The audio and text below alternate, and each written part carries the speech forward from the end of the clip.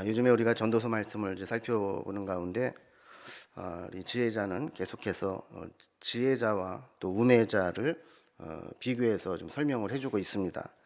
그래서 10장 우리 오늘 새벽까지 살펴본 말씀에서 우매자의 특징을 주로 이제 이야기를 했다면, 이제 11장에서는 지혜자의 특징을 이야기합니다. 결론부터 말씀을 드리면, 어떤 사람이 지혜로운 사람이냐, 이 세상이 비록 불확실하지만 올바른 처신으로 미래를 잘 대비하는 사람, 그 사람이 지혜로운 사람이라는 겁니다. 우리가 사는 게 힘든 이유 중에 하나가 앞으로 어떻게 될지를 우리가 알 수 없다라는 겁니다. 그래서 제대로 준비하지 못하면 때로 고생하고, 또 어떤 때는 열심히 수고하지만 그 수고가 헛된 것이 될 때도 있습니다. 그래서 예기치 못한 낭패를 당할 수도 있는 거죠.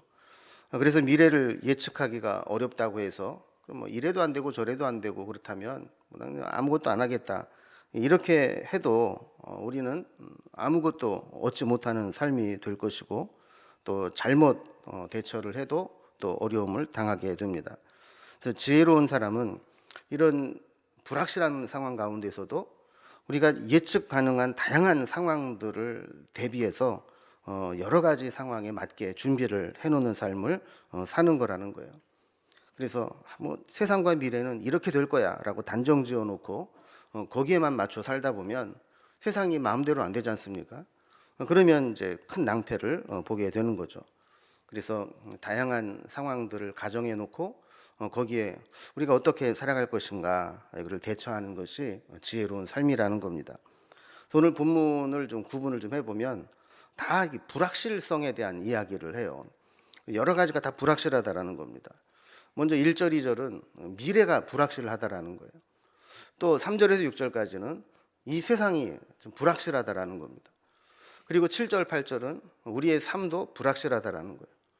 또 9절에서 10절은 젊음도 불확실하다라는 거예요. 그러니까 미래도 그렇고, 지금 우리가 살아가는 세상도 그렇고, 그리고 우리의 인생도 그렇고, 그리고 젊음조차도 불확실한 것들 뿐이라는 거죠. 그러면 이런 불확실을 가지고 사는 우리 인생이 어떤 자세로 살아야 되느냐, 이걸 오늘 우리에게 가르쳐 주는 겁니다. 먼저 첫 번째 단락을 봅니다. 미래의 불확실성에 대해서 우리가 어떻게 대비하고 살아야 되는가 하는 겁니다. 여러분, 내일 일을 알 수 있는 사람이 있습니까? 없죠. 그러니까 그날 닥치는 대로 살아야 되겠다, 이렇게 사는 건 지혜로운 사람이 아니라는 거예요. 또 지나치게 염려하면서 그냥 두 손 두 발 다 놓고 뭐 이렇게 해도 내가 안 되고 저렇게 해도 안 되는데 지금부터 뭐 준비하는 게 뭐가 필요가 있는가, 이것도 지혜로운 게 아니라는 거예요. 그래서 첫 번째로 1절에 보면 너는 내 떡을 물 위에 던져라, 여러 날 후에 도로 찾으리라, 이렇게 말씀을 합니다. 떡을 물 위에 던져라, 이게 무슨 뜻이냐 하면 흐르는 강물에 먹을 것을 떠내려 보내라, 이런 의미입니다. 그러니까 당시에 이제 풍습 중에 하나는 불교에서 왜 방생이라는 걸 하지 않습니까? 네, 그런 것처럼 좀 여유가 있는 사람들이 작은 배를 만들어서 여기 음식물을 좀 담아서 흐르는 강물에 이렇게 흘려 보내게 되면 저쪽 밑에 있는 사람들 중에 가난한 사람들이 이 물가에 나와서 뭔가 떠내려오는 것이 있으면 그 속에 있는 먹을 것을 가지고 끼니를 때우고는 했다라는 거예요.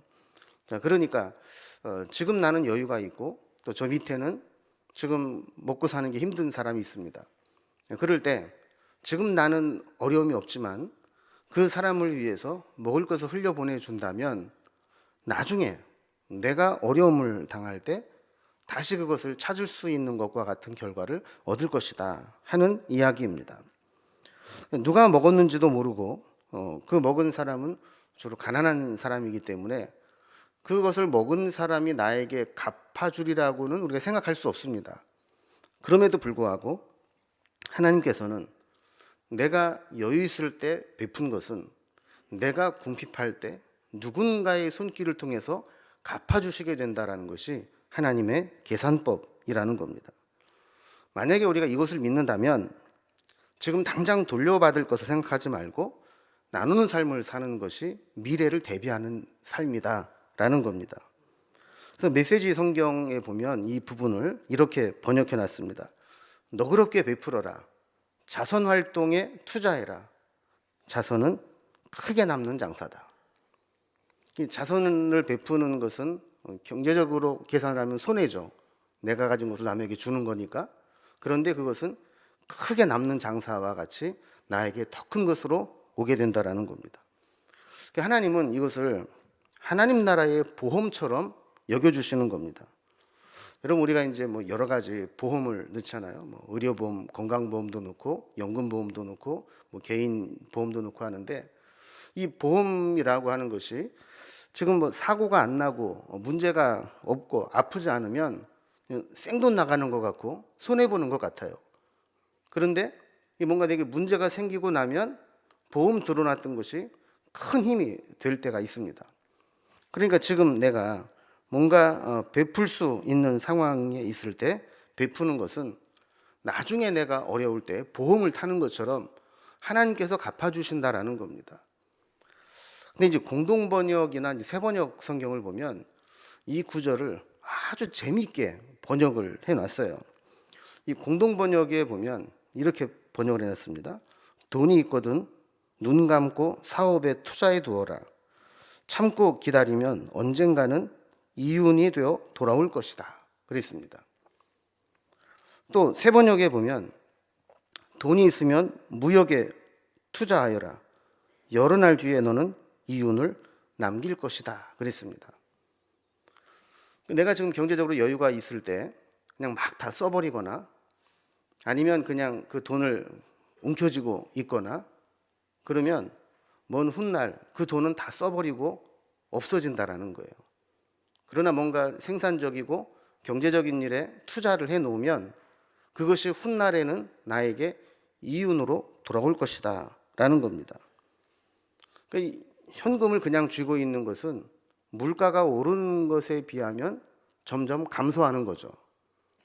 지금 100만 원의 가치와 10년 후에 100만 원의 가치는 분명히 다를 겁니다.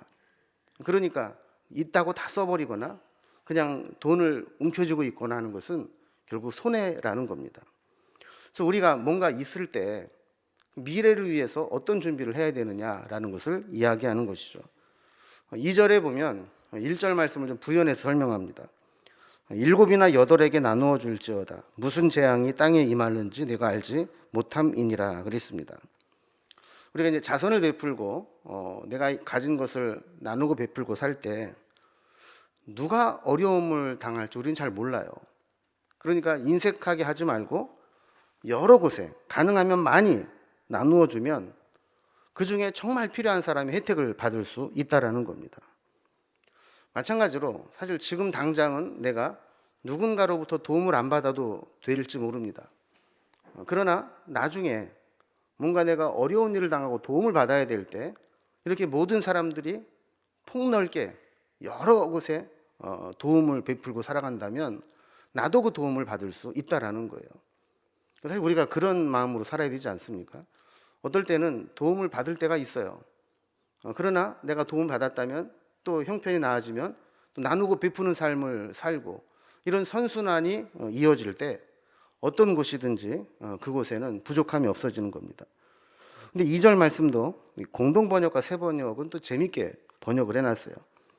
새번역에는 투자할 때에는 7이나 8로 나누어 하여라 이렇게 번역을 했고, 공동번역에는 투자하더라도 대여섯 몫으로 나누어 하여라 이렇게 번역을 해놨어요. 투자를 할 때에는 이런 원칙이 있다고 그럽니다. 계란을 한 바구니에 담지 말아라. 한 바구니에 계란을 다 담아버리면 그 바구니를 뭐 엎거나 놓치게 되면 그 바구니 안에 있는 계란은 다 못 쓰게 되는 거예요. 그러니까 여러 군데다 분산해서 계란을 두면 혹시 하나의 바구니가 상해도 다른 곳에 있는 것은 남을 수 있다라는 거죠. 그래서 철저하게 안전한 투자를 하고 대비를 해라 이런 겁니다. 그러니까 이 불확실한 미래에서 우리가 어떻게 살아갈 거냐 했을 때 첫 번째 지혜는 떡을 물 위에 던지는 것처럼 대비를 해라. 그래서 어떻게 해석하면 이것은 자선과 구제하는 것으로, 또 어떤 것에서는 그걸 미래를 위해서 투자하는 것으로 이렇게 해석을 할 수가 있는데, 중요한 것은 우리가 미래를 알 수 없기 때문에 그 미래에 대한 불확실성을 대비하기 위해서 우리가 지금 무엇인가를 준비하는 삶을 살아야 된다. 이게 지혜자의 삶이다라는 것을 가르쳐 주는 겁니다. 자, 두 번째로, 미래만 불확실한 게 아니라 지금 이 세상도 불확실해요. 그래서 지금 이 세상의 불확실에 대해서 우리가 어떻게 대비해야 되는가를 3절에서 6절까지 우리에게 가르쳐 줍니다. 그리고 우리는 어떻게 보면 내일은 어떻게 될지 몰라요 라고 하지만, 또 현재를 살아가면서 우리가 예측 가능한 것들도 있습니다. 예를 들면 3절에 보면 구름에 비가 가득하면 땅에 쏟아지며 나무가 나무로나 북으로 쓰러지면 그 쓰러진 곳에 그냥 있으리라 그랬습니다. 그러니 구름이 여러 종류의 구름이 있잖아요. 그 중에서 이 비를 잔뜩 머금은 구름이 있습니다. 먹구름 같은 거. 우리가 이제 오래 살다 보면 하늘을 볼 때 시커먼 먹구름들이 막 몰려오게 되면 우리가 무슨 얘기를 합니까? 아유, 한바탕 쏟아지겠네. 이렇게 이야기를 하잖아요. 그죠? 그러니까 이렇게 우리가 뭔가 이 경험을 통해서 보면 우리가 예측 가능한 것들도 있다라는 거예요. 또 나무가 어떤 경로로든 태풍이 불어서든 썩어서든 남쪽으로나 북쪽으로나 쓰러져 있으면 그 쓰러져 있는 상태로 그냥 가만히 있다라는 겁니다. 누군가 움직이지 않으면 그냥 그 상태로 있을 수밖에 없다라는 거예요. 근데 사실 이게 우리의 어떻게 보면 아이러니입니다. 구름을 만들고 비를 내리시는 분은 하나님이십니다. 또 나무가 잘 자라다가 뽑히든 어떻게 되든 쓰러지게 되는 것도 하나님의 섭리 가운데 움직이는 겁니다. 그러니까 우리가 어떻게 할 수 있는 부분이 아닙니다. 우리가 할 수 있는 것은 그 부분을 보면서 이래서 비가 오겠구나, 무슨 일이 있어서 나무가 뽑혔구나 라는 것을 예측하고 추측할 뿐이라는 거예요. 어떤 사람은 이런 이제 상황들을 보면, 수시로 바뀌는 상황들을 보면서 지레 겁을 먹고 아무것도 안 하는 사람이 있다는 겁니다. 4절에 보면 이 풍세를 살펴보는 자는 파종하지 못할 것이요 구름만 바라보는 자는 거두지 못하리라 그랬습니다. 풍세를 살핀다는 것은 이제 바람이 부는 것을 살펴본다라는 거예요. 바람이라는 게 우리 산들바람 이런 게 아니고 거센 바람이 막 불어오게 되면 씨를 뿌려봐야 그 바람에 씨가 다 날려가 버리니까 씨를 뿌리는 소용이 없잖아요. 그러니까 분명히 지금 파종 시기인데도 불구하고 바람이 많이 부니까 이거 괜히 잘못 날리면 다 날아가 버려. 씨를 안 뿌리는 거예요. 또 거둘 때 구름을 바라보면서 거두지 않는 사람이 있다라는 겁니다. 그럼 보통 이제 추수를 하면 추수해가지고 바로 곡식을 터는 게 아닙니다. 대부분은 이렇게 베어서 말립니다. 그런데 만약에 이 말리는 시간에 비가 올 것 같아요. 그러면 보통은 비 온 다음에 해야 되겠다 이렇게 생각을 한다라는 거예요. 그래서 언제 비 올지 모르는데 이거 잘못 빼면 어떡하나. 그래서 좀 추수할 시기인데도 불구하고 추수를 안 하면 어떻게 될까요? 나중에 만약에 서리가 오거나 그러면 농사는 다 망쳐버리는 겁니다. 그러니까 지금 우리가 살아가면서 이런 기상의 이변이나 이런 것들이 염려가 된다고 해서 아무것도 안 하고 있으면 우리에겐 아무 결과가 나타나지 않는다는 거예요. 자, 그러니까 비가 오는 거, 바람이 부는 거 우리가 어찌할 수 있는 일이 아닙니다. 언제 어떻게 돌변할지 모르는 겁니다. 그렇다면 우리가 할 수 있는 게 뭐냐면 하나님을 바라보고 하나님을 의지하고 늘 하나님께 묻고 하나님과 더불어 살아야 되겠구나, 이거를 깨달아야 된다는 거예요. 또 반대의 사람도 있습니다. 또 우리가 너무 자기 자신을 과신하는 경우도 있는데, 지혜의 첫걸음은 내가 무지하고 무능하다라는 것을 깨닫는 것에서부터 시작되는 거예요. 그래서 전도자는 몇 가지 예를 들어서 우리의 무지함, 한계를 이야기합니다. 5절에 보면 바람의 길이 어떠함과 아이벤자의 태에서 뼈가 어떻게 자라는지를 내가 알지 못함 같이 만사를 성취하시는 하나님의 일을 내가 알지 못하느니라 그랬습니다. 요즘은 뭐 과학이 발달해서 기상청에서 뭐 기압골이 어떻고 뭐 바람이 어떻게 불겠고 뭐 초속 몇 미터 불고 이런 거 다 예측을 합니다. 또 우리 교회 전사님 중에도 임산부가 있지만 요즘은 뭐 이렇게 초음파로 딱 이렇게 보면서 뭐 애 뼈가 얼마나 자랐는지 지금 뭐 어떻게 되는지 다 알아요. 그러나 예전에는 알 길이 없습니다. 바람이 불면 왜 부는지 모르고 애가 분명히 임신해가지고 배는 불러오는데 그 속에 어떻게 자라는지 모르고 우리는 아무것도 모른다라는 겁니다. 그러나 한 가지 분명한 것은 그 속에 만사를 성취하시는 하나님의 손길이 있다라는 거예요. 우리는 보이지 않고 우리는 그 원리를 알 수 없지만 하나님의 섭리가 하나님의 손길이 그 속에 있다라는 겁니다. 그렇다면 우리는 어떻게 해야 되는가? 하나님을 의지하고 하나님의 뜻을 분별해 사는 것밖에는 없다라는 거예요. 그래서 6절에 보면 너는 아침에 씨를 뿌리고 저녁에도 손을 놓지 말라. 이것이 잘 되는지 저것이 잘 되는지 혹 둘이 다 잘 되는지 알지 못함이니라 그랬습니다.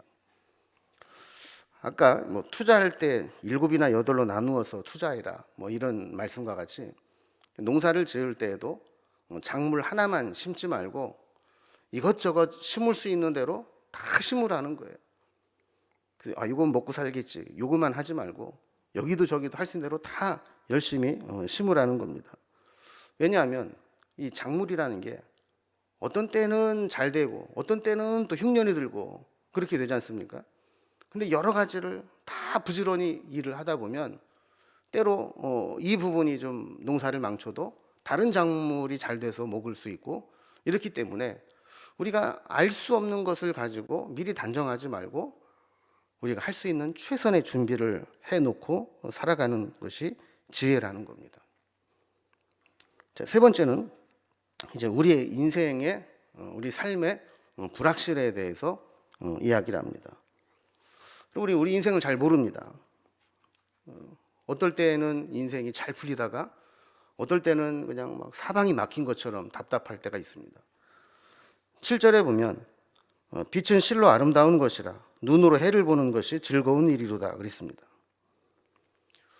어두움에 갇혀 있던 사람은 빛을 보는 게 얼마나 귀한 것인 줄 모르죠. 인생의 어두운 곳에 있다가 인생에 쨍하고 해 뜰 날이 오면 정말 살맛이 나는 겁니다. 근데 인생은 항상 어둡기만 한 것도 아니고 항상 밝기만 한 것도 아닙니다. 때로는 어두울 때도 있고 때로는 밝을 때도 있습니다. 분명한 것은 어둠만 있는 것도 아니고 밝음만 있는 것도 아니라는 거예요.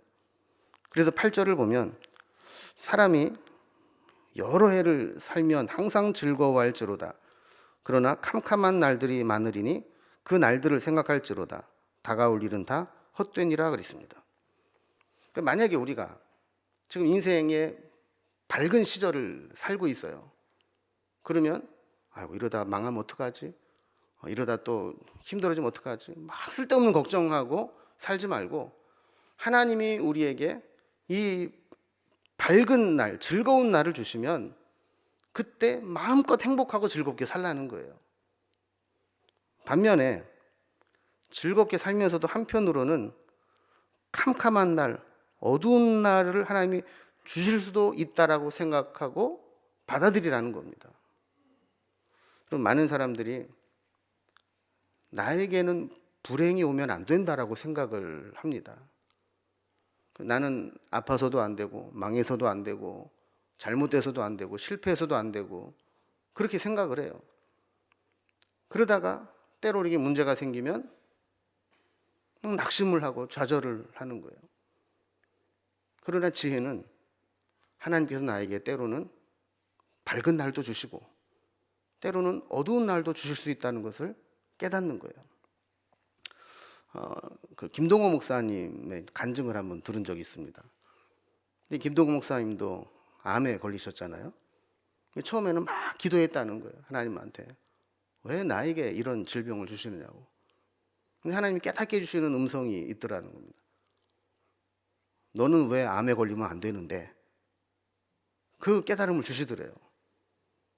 이 세상 사람들이 살다가 다 암에 걸리는 사람도 있고 실패하는 사람도 있고 어려운 일 당하는 사람도 있는데 왜 너만 그런 일 당하면 안 되는데, 이런 생각을 주시더라는 겁니다. 여러분, 우리도 마찬가지입니다. 뭐 항상 나는 잘 나가야 되고 항상 나는 성공해야 되고 항상 나는 안 아파야 되고, 이게 아니라는 거예요. 하나님이 건강을 주실 때에는 건강으로 행복하게 살고, 또 때로 어두운 시간을 보내게 하셔서 실패하고 아프고 어려운 상황을 허락하시면 그걸 받아들이고 하나님 앞에 기도하면서 견뎌내는 것, 이것이 지혜라는 겁니다. 마지막으로 네 번째, 뭐가 또 불확실하냐? 젊음이 불확실하다라는 거예요. 여러분, 사실 우리 인생 가운데 가장 소중하고 가장 찬란한 시기는 젊음입니다. 근데 문제는 젊은이들은 자신의 젊음이 얼마나 소중한지 잘 모릅니다. 그냥 무조건 빨리 어른 되고 싶고 빨리 성공하고 싶지, 지금 내가 살아가고 있는 젊음의 시간이 얼마나 소중한지를 잘 모릅니다. 젊은이들은 어떻게 살아가야 되는가? 9절 말씀 보면, 청년이여 내 어린 때를 즐거워하며 내 청년의 날들을 마음에 기뻐하여 마음에 원하는 길들과 내 눈이 보는 대로 행하라. 그러나 하나님이 이 모든 일로 말미암아 너를 심판하실 줄 알라. 그랬습니다. 여러분, 이 9절 말씀의 앞부분만 보면 사실 우리가 좀 오해하기 쉬운 장면이 나옵니다.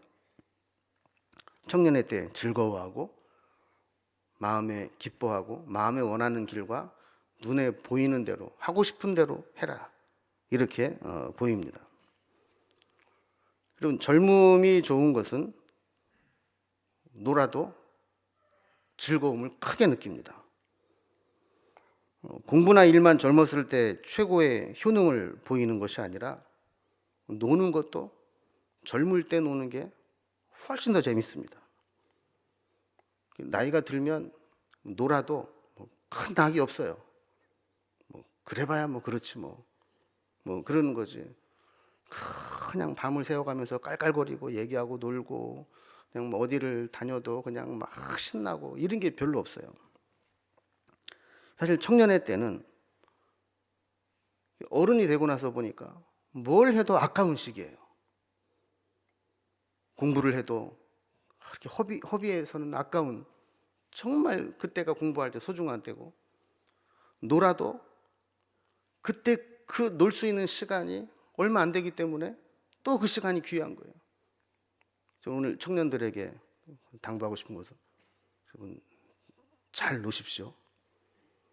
그냥 놀지 말고 계획을 세워서 아주 진하게 놀아야 돼요. 그 젊음의 시기에는 노는 시간도 아까운 시간이에요. 그래서 오늘 말씀을 앞부분만 보면, 그래 젊음이 이렇게 소중하고 귀하니까 그냥 하고 싶은 거 다 하고 살아라, 이렇게 보여요. 그런데 전도자가 진짜 하고 싶은 얘기는 그 뒤에 있는 얘기예요. 9절 뒷부분에 보면 그러나 하면서 이제 제동을 걸죠. 하나님이 이 모든 일로 말미암아 너를 심판하실 줄 알라. 마음껏 놀고 마음껏 행복하게 지내되 너희가 한 일을 심판하실 하나님이 계시다는 사실만 기억해라 라는 겁니다.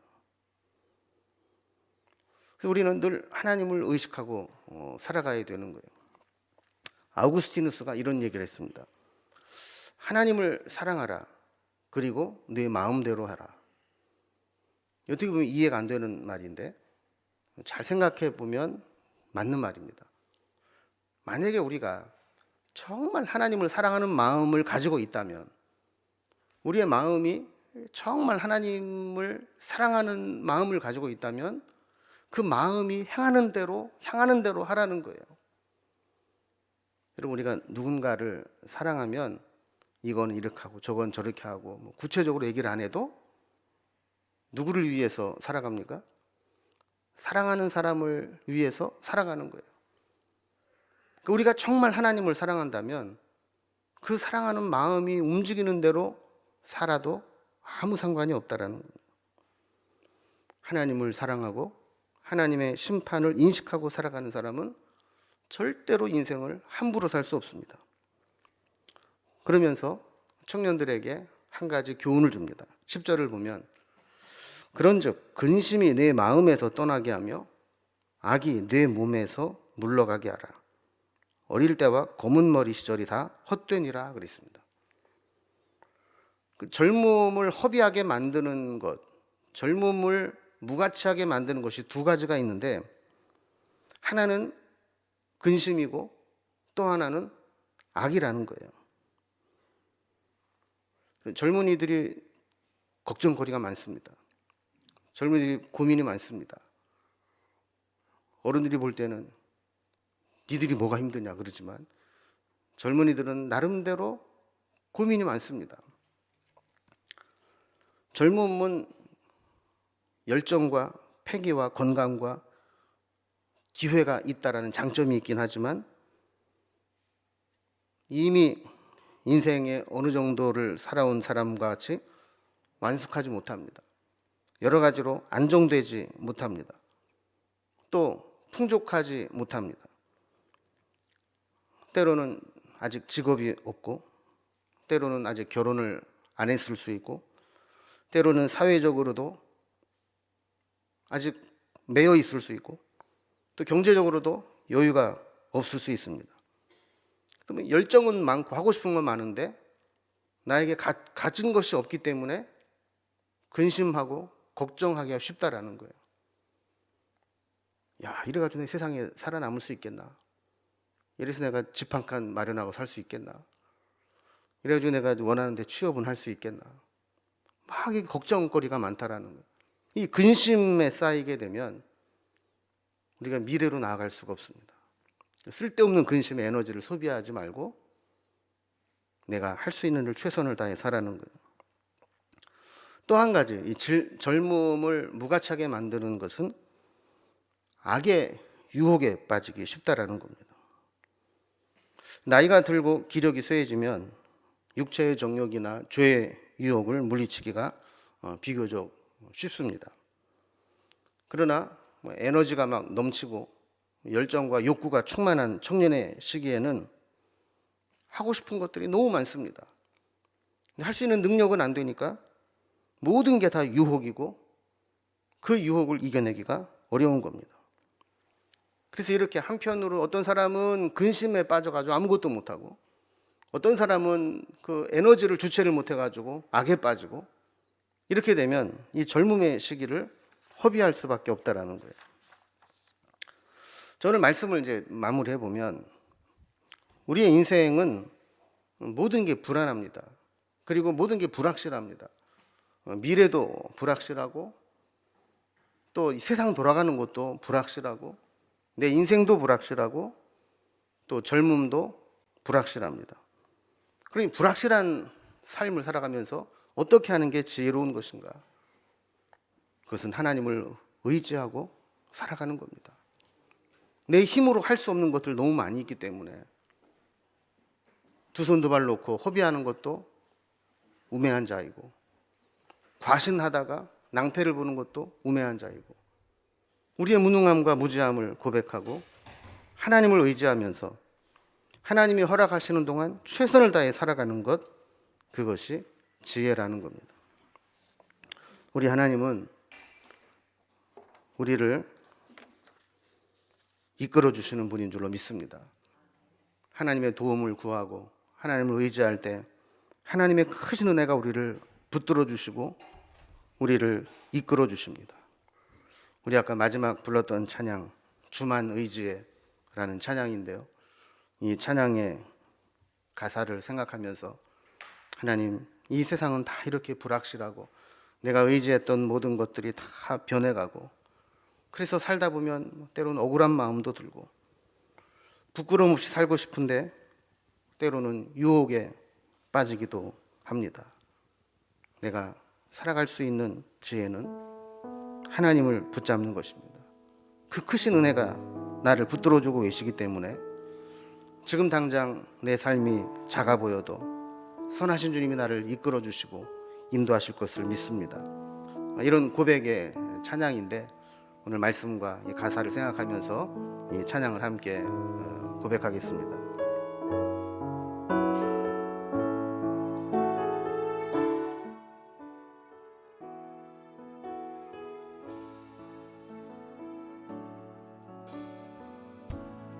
의지했던 모든 것 변해가고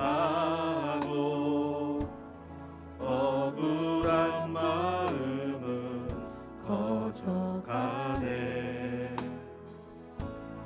부끄러움 없이 살고 싶은 마음 주님 아시네.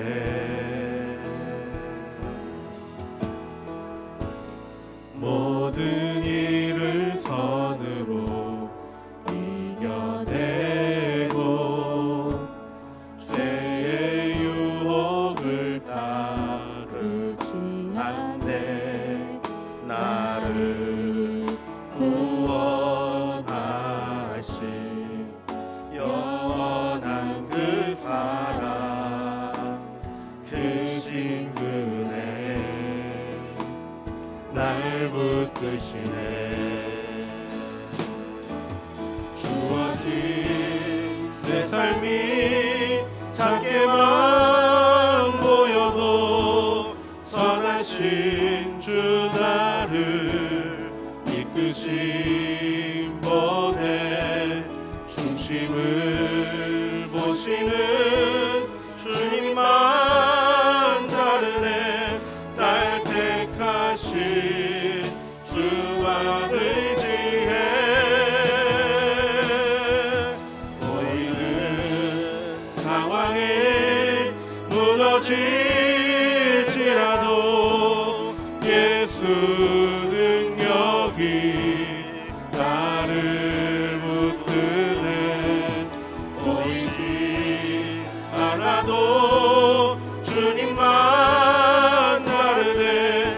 내 평생 주님을 노래하리라. 다시 한번 하겠습니다. 의지했던 모든 것 의지했던 모든 것 변해가고 억울한 마음은 커져가네. 부끄러움 없이 살고 싶은 마음 주님 아시네.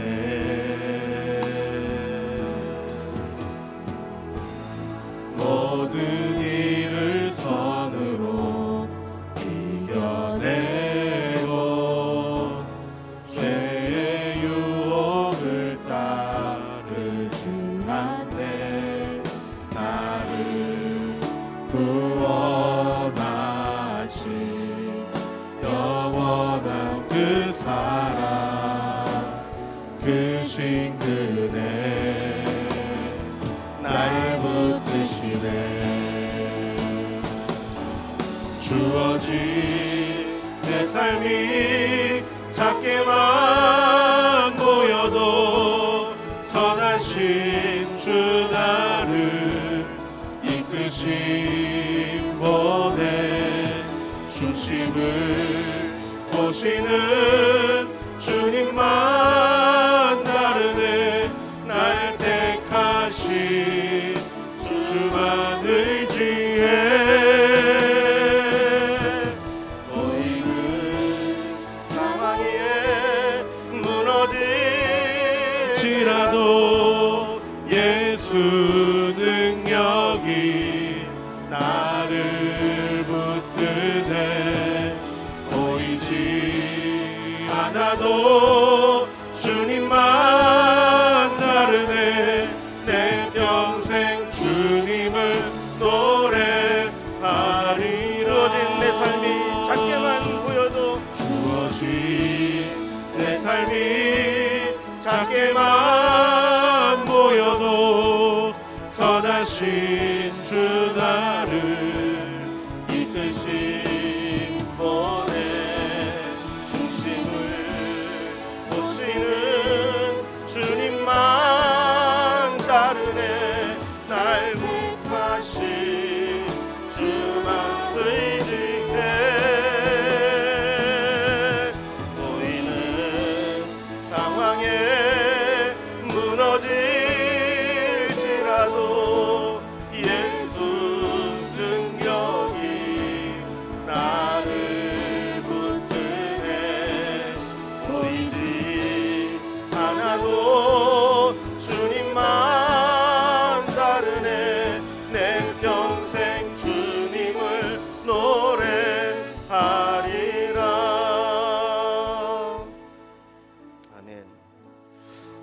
주신 말씀을 생각하면서 우리 함께 기도하겠습니다.